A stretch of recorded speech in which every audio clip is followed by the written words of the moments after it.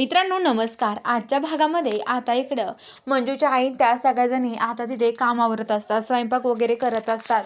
तेवढ्या तिथे जो सत्या आहे तो येतो आणि म्हणतो की काय हो, मग तुम्हाला कोणी काय काम करायला सांगितलं? तर आता त्या म्हणतात की आम्ही आमच्या सहखुशीने काम करतो, आम्हाला कोणी काम करायला नाही सांगितलं. तेवढ्यात आता सत्या म्हणतो की काय हो, मम्मी साहेबांनी तर तुम्हाला काम करायला नाही सांगितलं ना?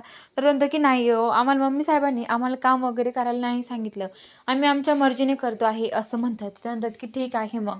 तर आता इकडं लगेच सत्या आणि ते तिथून जातात. सत्या तिथून जातो.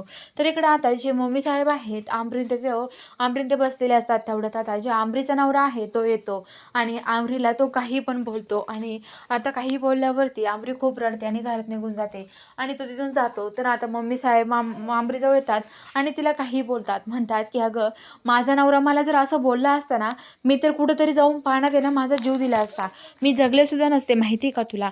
मी असं सहन नाही करू शकत असं म्हणते. तर काय मम्मी साहेब असं म्हणल्यावरती आता आंबरीला असं वाटतं की मग मीच का जगते, मी असं करायला पाहिजे का, मी खरंच पाण्यात जीव द्यायला पाहिजे का असं म्हणते. आणि जी अमृता आहे ती कुणाला न सांगता घराबाहेर पडते आणि ती रोडनी चाललेली असते. तिला एक नदी दिसते आणि त्या नदीजवळ ती येते आणि त्या नदीमध्ये डायरेक्ट उडी मारते आणि उडी मारल्यावरती आता इकडं सत्या आणि मंजूला काहीच माहीत नसतं. सर्वजण अमृताला शोधतात पण आता अमृता कुणाला सापडत नाही. म्हणून सत्या आणि मंजू नदीकडे बघायला येतात. तर नदीत बघतात तर काय, अमृता ही नदीत पडलेली असते आणि आता सत्या आणि मंजू पूर्ण घाबरलेले असतात. आता ती मागचा पुढचा काही विचार न करता आता सत्या आणि मंजू पण विहिरीत त्या नदीत उडी मारतात आणि उडीत मारल्यावरती आता दोघे पण त्या अमृताला वाचवायला जातात.